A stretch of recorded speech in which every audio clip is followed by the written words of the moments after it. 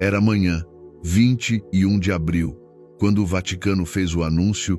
Esta manhã, às 7h35, o bispo de Roma, Francisco, retornou à casa do Pai. A voz solene do cardeal Camerlengo ecoou entre os muros milenares da Santa Sé. Um silêncio pesado se espalhou pela Praça de São Pedro. O Papa Francisco, nascido Jorge Mário Bergoglio, morreu aos 88 anos de idade, apenas um mês depois de sair do Hospital Gemelli, onde se recuperava de uma pneumonia infecciosa. No domingo anterior, durante a celebração de Páscoa, ele apareceu visivelmente enfraquecido. Montado no papamóvel, entre milhares de fiéis, fez um gesto breve com a mão. Pouco falou. Era como se já estivesse se despedindo. Para muitos, foi apenas mais um ciclo natural da vida. Mas para outros, foi um sinal profético. E é aí que começa a nossa história. A profecia de São Malaquias. No ano de 1139, um arcebispo irlandês chamado Malaquias teria tido uma visão sobrenatural ao visitar Roma. Disse que ele colapsou ao tocar os portões da cidade santa e, tomado por êxtase, recebeu uma sequência de lemas enigmáticos, um para cada papa que viria dali em diante. Ao todo, foram 112 lemas, frases curtas, em latim, que descreveriam o espírito, a origem ou o contexto dos futuros pontífices. O primeiro lema da lista foi atribuído a Celestino II, eleito em 1143, e o último, o 112º, é aquele que nos interessa agora. Esse último lema diz o seguinte: na perseguição final da Santa Igreja Romana, reinará Pedro, o Romano, que apacentará o seu rebanho entre muitas tribulações. Depois disso, a cidade das 7 colinas será destruída e o juiz terrível julgará o povo. Fim. Essa é a última entrada, sem data, sem sequência. Apenas o aviso. Fim. A lista sombria. Por muitos séculos, essa profecia permaneceu praticamente esquecida. Ela só foi publicada no ano de 1595, mais de 400 anos depois da morte de São Malaquias. O responsável foi o monge beneditino Arnold Wyon, no livro Lignum Vitae. E é aí que os questionamentos começam. Por que a profecia ficou escondida por tanto tempo? Por que só apareceu no século das grandes disputas pelo trono papal? Segundo estudiosos, os primeiros lemas da lista são muito precisos, com nomes, símbolos e detalhes que se encaixam perfeitamente nos papas até o século XVI. Mas a partir dali, os lemas tornam-se vagos, simbólicos, muitas vezes quase poéticos. Exemplo: o lema Flor de Flores foi associado ao Papa Paulo VI, cujo brasão continha 3 flores de lis. Da meia-lua foi atribuído a João Paulo I, eleito durante uma lua nova. Do trabalho do sol foi atribuído a João Paulo II, nascido em um dia de eclipse solar.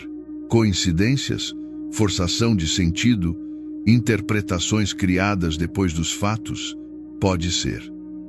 Mas quando chegamos ao Papa Francisco, a história fica ainda mais estranha.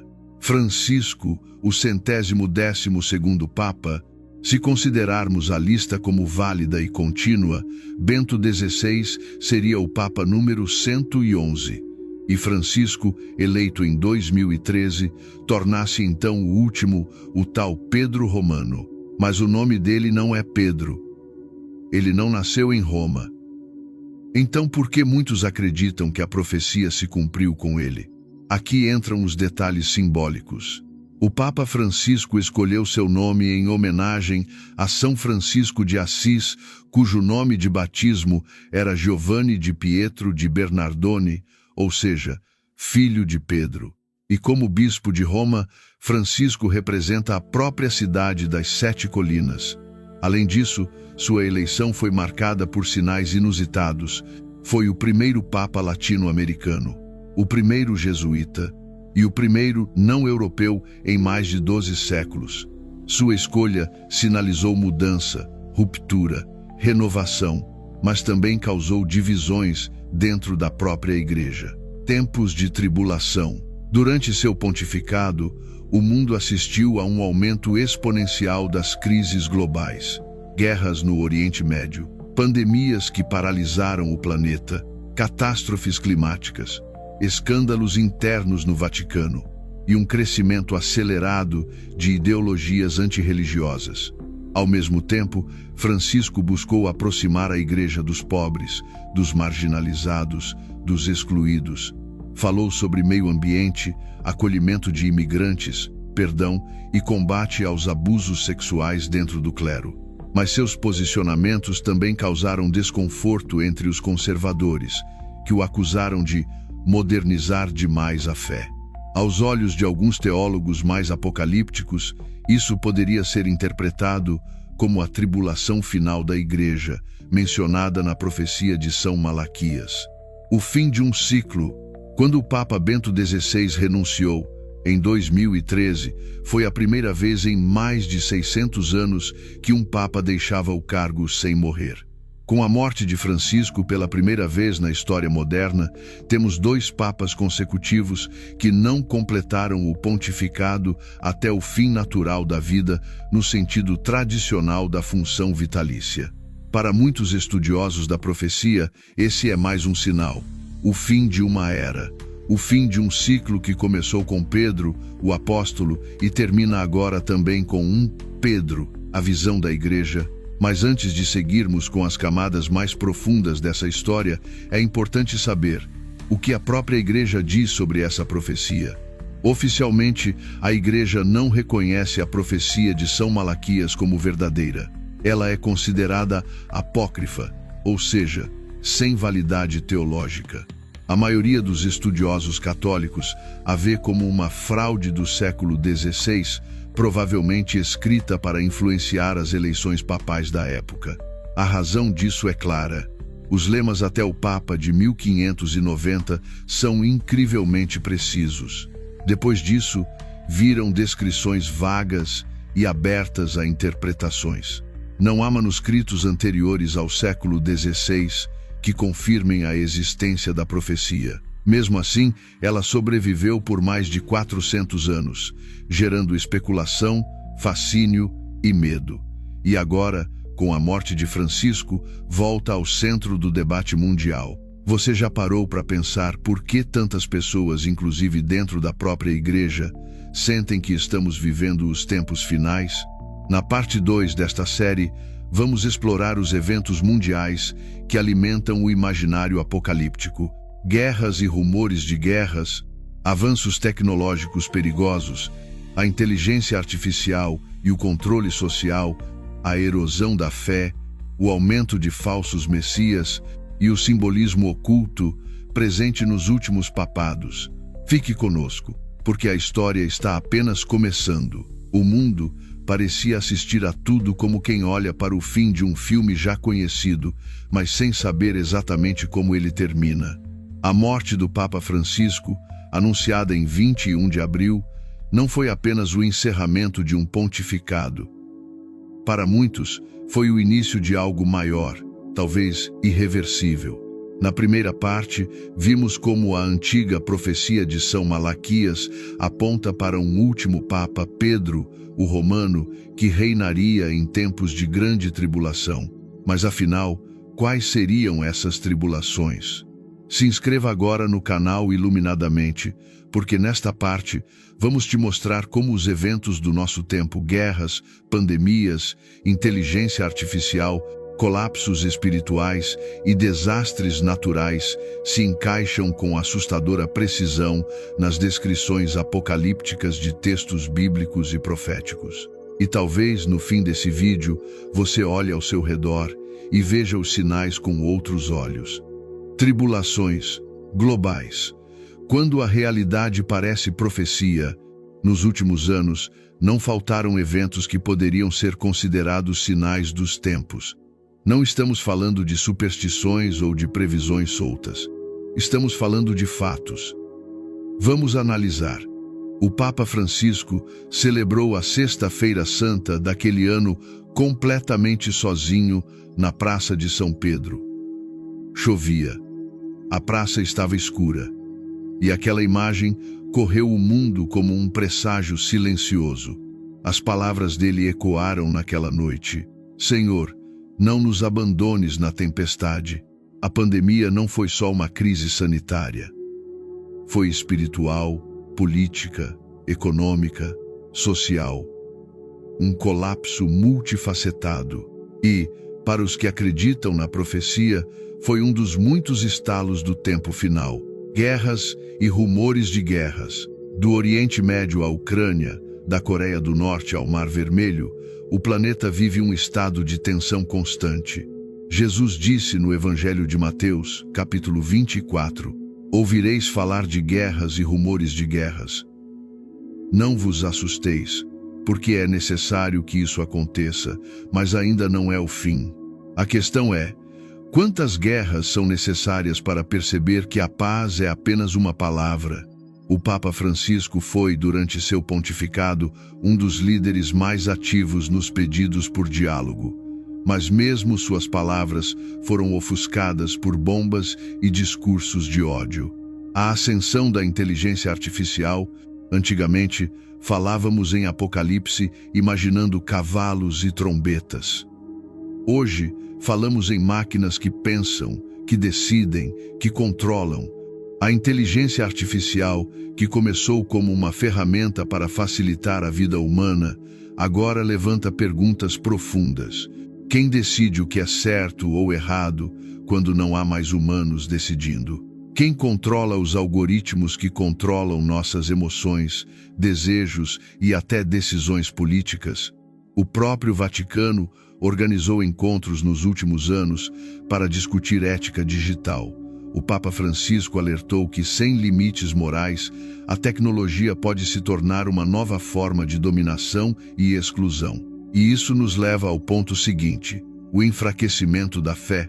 A Europa, berço do cristianismo ocidental, está se tornando uma terra cada vez mais secularizada. No Brasil, os números mostram que os jovens se afastam da religião institucional. Nos Estados Unidos, cresce a categoria dos sem religião. A profecia dizia que o último Papa pastorearia seu rebanho em meio a grandes tribulações. E uma delas talvez seja essa, a fé que se desfaz em silêncio. Francisco tentou reaproximar a igreja dos pobres, dos marginalizados, das minorias. Mas muitos viram isso como fraqueza doutrinal, como um papa que cedia aos ventos do mundo. Os críticos diziam, ele quer agradar a todos. Ele está diluindo a fé. Isso não é mais a igreja de Pedro. Mas será que ele estava apenas tentando salvar o que restava? O simbolismo oculto no Vaticano. Agora vamos mergulhar um pouco mais fundo. Porque até mesmo nos símbolos e nos rituais da igreja, alguns enxergam mensagens escondidas, especialmente quando o fim se aproxima. A Capela de São Pedro. Segundo a tradição, Pedro foi crucificado de cabeça para baixo em Roma, no local onde hoje está a Basílica de São Pedro. Dizem que sua tumba está logo abaixo do altar maior, bem no centro da cúpula. A profecia fala da destruição da cidade das 7 colinas, ou seja, Roma. Ela também fala do julgamento final. Imagine, a profecia começa com Pedro, o primeiro Papa, e termina com um Pedro simbólico, Pedro, o romano, fechando o ciclo.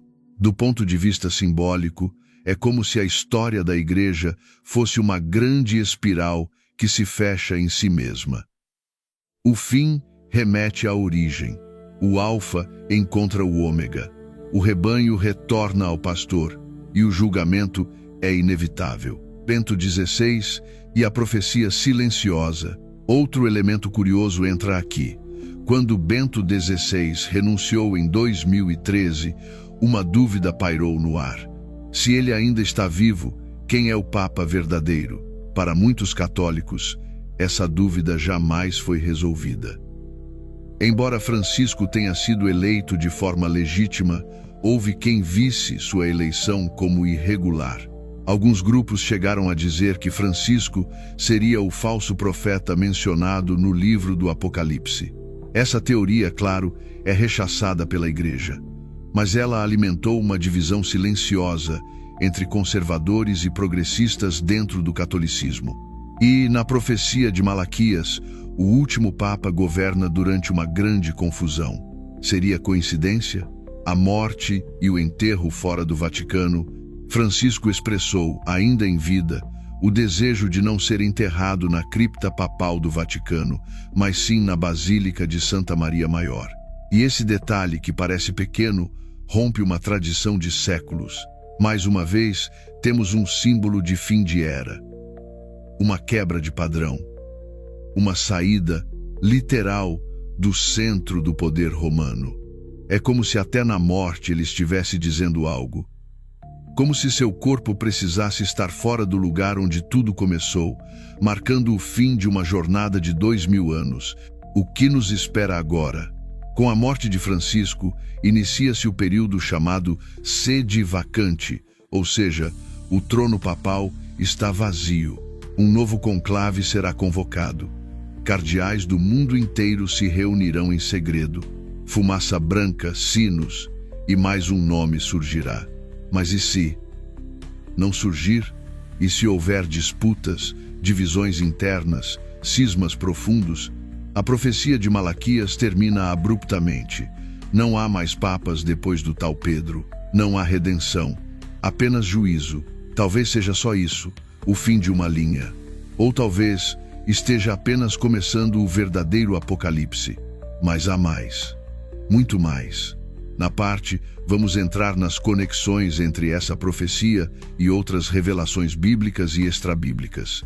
Vamos falar sobre o Apocalipse de João, as cartas de Paulo, os evangelhos e também os textos esquecidos como o livro de Enoque, os manuscritos do Mar Morto e o chamado terceiro segredo de Fátima. Vamos questionar: quem é a besta do Apocalipse? Quem são os dois testemunhos? E como tudo isso pode estar conectado ao último Papa da história? Se inscreva agora no canal Iluminadamente, compartilhe esse vídeo e continue com a gente nessa jornada até o fim. Às vezes o fim começa assim, não com trovões ou trombetas, mas com um estranho silêncio no céu, como diz o Apocalipse. Como se até os anjos estivessem prendendo a respiração. E talvez, neste exato momento, você esteja se perguntando: será que tudo isso é apenas coincidência? Ou estamos realmente vivendo o último capítulo da história? Na parte 3 desta série especial do canal Iluminadamente, você vai mergulhar com a gente nos últimos elementos dessa profecia. Vamos conectar Malaquias ao livro do Apocalipse, ao terceiro segredo de Fátima e a outras mensagens esquecidas para entender se o Papa Francisco foi mesmo o último pastor antes do juízo. Inscreva-se agora, porque este vídeo pode ser o mais importante que você já viu. A profecia de João, o livro do Apocalipse. O livro do Apocalipse, ou Revelação, é o último texto do Novo Testamento, escrito por João, o apóstolo exilado na ilha de Patmos. O livro traz visões intensas, repletas de simbolismos, um trono no céu, selos sendo abertos, trombetas tocando, cavaleiros surgindo, bestas que se levantam e um número, 666. Para muitos estudiosos e místicos, o livro nunca foi sobre um fim literal do planeta, mas sim o colapso de uma era, a queda de impérios, o juízo sobre sistemas corruptos. Mas quem seria a tal besta do Apocalipse? Durante séculos, houve várias interpretações. Alguns diziam que era Nero, o imperador que perseguiu cristãos. Outros diziam que era Napoleão ou Hitler. Houve quem apontasse para instituições globais, conglomerados, até empresas tecnológicas. E, em tempos mais recentes, há os que olham para dentro da própria religião. A mulher vestida de sol e os dois testemunhos. O capítulo 12 do Apocalipse fala de uma mulher vestida de sol, com uma coroa de 12 estrelas, que dá à luz um filho e é perseguida por um dragão. Muitos veem nessa figura a própria igreja, dando à luz a nova era. Mas então aparecem os dois testemunhos, vestidos de saco, que profetizam por 1260 dias até serem mortos pela besta e depois ressuscitam diante de todos. Alguns teólogos acreditam que esses dois testemunhos simbolizam duas verdades que o mundo rejeita: a fé genuína e a justiça espiritual. Mas e se eles também forem duas figuras concretas que já caminham entre nós? A teoria do antipapa, durante a Era Moderna, cresceu uma suspeita dentro de certos grupos católicos: a possibilidade de haver um antipapa em atividade. Não no sentido tradicional de alguém autoproclamado, mas de um líder reconhecido, porém profundamente contrário ao verdadeiro evangelho. Alguns apontaram para Francisco, outros para Bento, outros ainda para estruturas inteiras da Cúria Romana. Mas uma coisa é certa: a Igreja nunca esteve tão dividida internamente desde os tempos da Reforma Protestante. A profecia de Malaquias termina com um Papa que guia o rebanho em tempos de tribulação. E sabemos que tribulação maior que o próprio corpo estar em cisma não existe. Será que o verdadeiro inimigo não é externo, mas interno? O terceiro segredo de Fátima. Em 1917, 3 crianças portuguesas, Lúcia, Jacinta e Francisco, disseram ter visto a Virgem Maria numa série de aparições em Fátima. Durante essas visões, 3 segredos teriam sido revelados. Os 2 primeiros foram divulgados: o inferno e a Segunda Guerra Mundial. Mas o terceiro foi mantido em sigilo por décadas. Apenas no ano de 2000, o Vaticano revelou oficialmente o conteúdo do terceiro segredo. Nele, um bispo vestido de branco caminhava por uma cidade em ruínas e era morto por soldados. O Vaticano interpretou isso como uma referência ao atentado contra João Paulo II em 1981. Mas muitos discordam, inclusive a própria irmã Lúcia, que chegou a dizer que a versão divulgada não era completa. Para os que acreditam na conexão entre Malaquias e Fátima, o bispo de branco morto não seria João Paulo II, mas sim o último Papa verdadeiro, assassinado espiritual ou moralmente por dentro da própria estrutura que deveria protegê-lo. Coincidência ou não, Francisco também foi fotografado inúmeras vezes vestindo-se completamente de branco, até mesmo sem a tradicional faixa papal, como se assumisse aquele papel simbólico. E agora, ele está morto.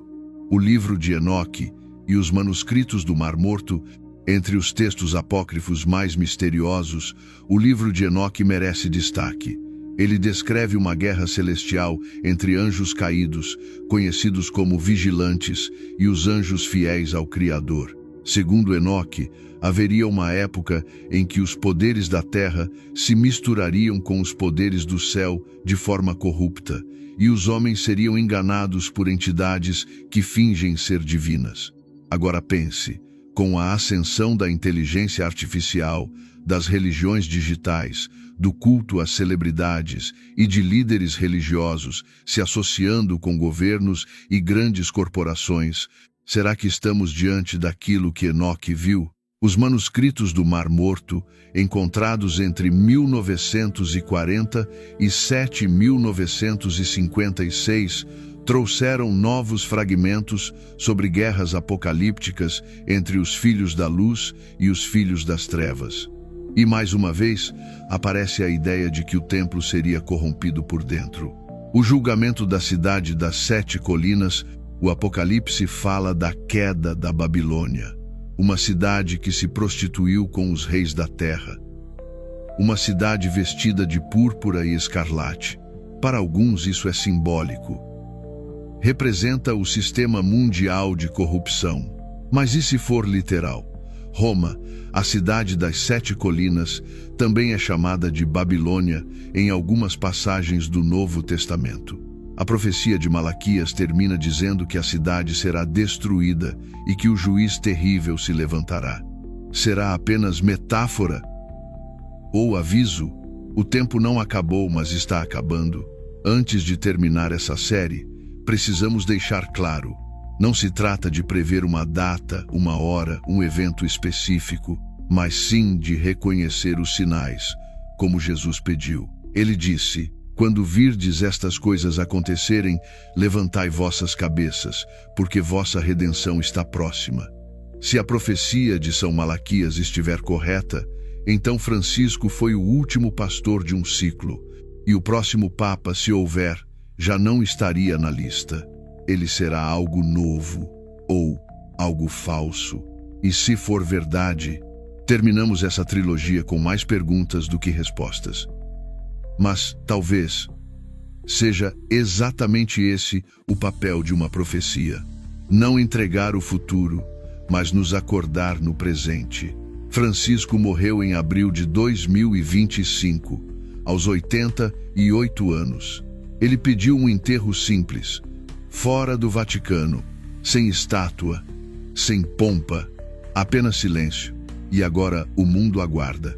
O novo Papa, ou o novo tempo, o juízo, ou a chance de redenção. A decisão talvez esteja em nós. Mas antes de sair, deixe seu comentário. Você acredita que essa profecia se cumpriu? Ou tudo isso é apenas uma coincidência? Compartilhe